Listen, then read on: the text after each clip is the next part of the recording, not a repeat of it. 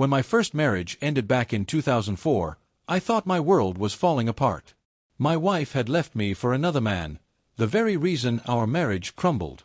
By 2008, the divorce was finalized, but not before leaving me with something far worse than heartbreak: 6 figures of debt. The court ruled that I had to pay her €300 a month in pension because she barely worked during our marriage. And since she had no income, I was the one who carried the crushing weight of all that debt.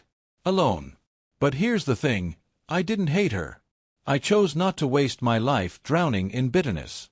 She married the man she left me for in 2009, and I quietly moved on, eventually finding the love of my life, my second wife.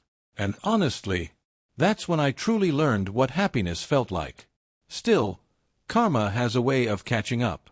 Just 2 years into her new marriage, she and her husband declared bankruptcy.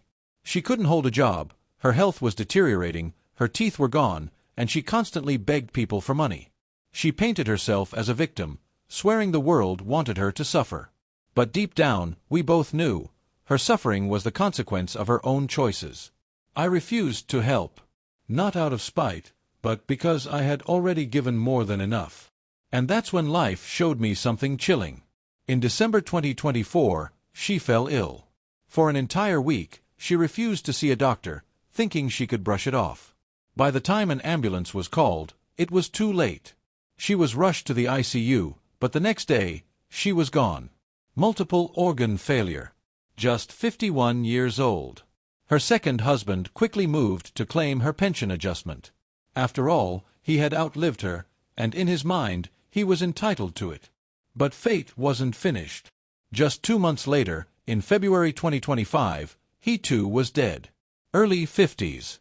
He never received a single cent. And in that moment, I realized, karma doesn't always knock loudly. Sometimes, it waits patiently in the shadows, and when it strikes, it's swift, merciless, and absolute.